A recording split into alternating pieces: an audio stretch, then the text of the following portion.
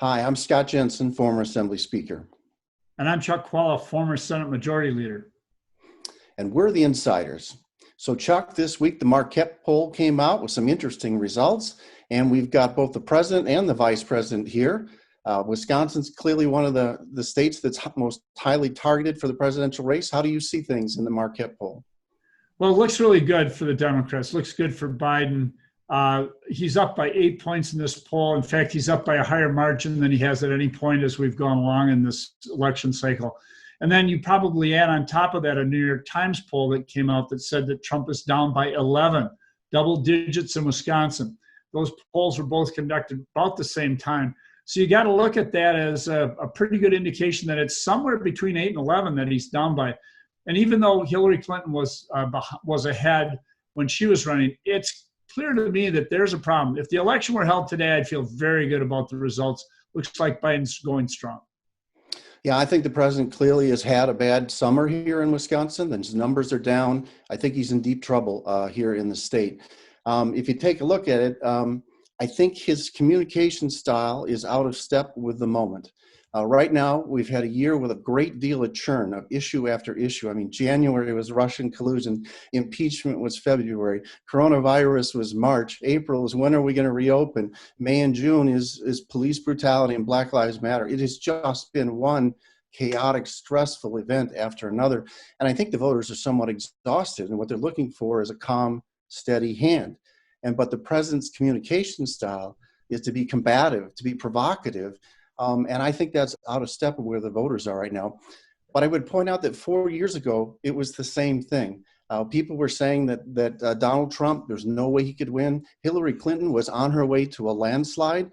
The Clinton campaign was investing in Arizona and Texas because they had chances to run the table, right? And then slowly but surely, the president got more disciplined in his style.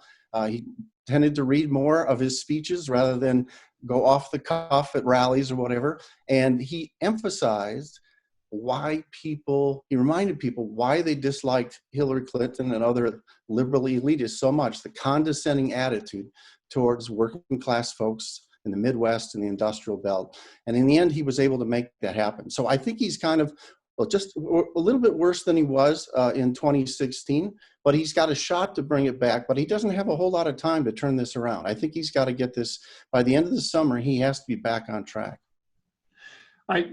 Scott's right. There is time left, but I'm always impressed with Scott's ability to take lemons and make lemonade out of it. This is really not a good spot for Trump to be.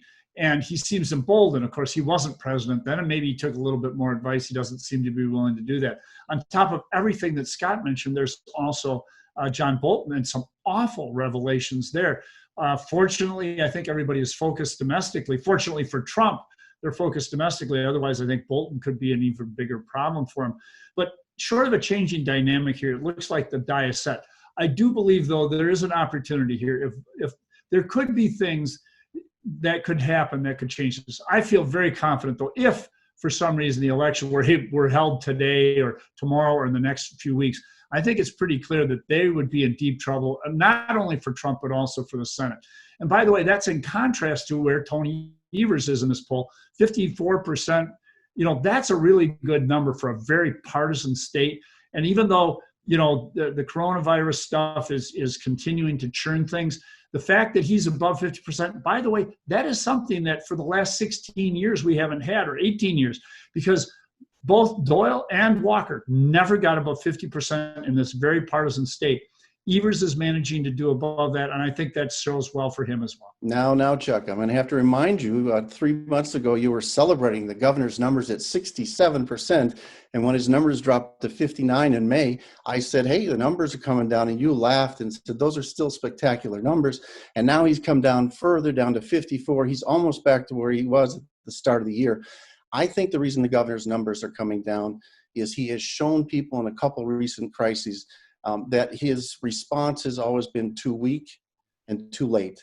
Too little, too late. I mean, you saw it with the unemployment compensation thing. We saw it with the recent violence at the state capitol. He's just too weak and too late with his responses there. I think if that continues, he's going to get stereotyped by the public as a guy who just is always a little too late, a little too weak. I will take 54% in a statewide election in Wisconsin any day of the week. A little bit of whistling past the graveyard there, I'm afraid. But we'll see you next time, guys. Friends on my side. Okay.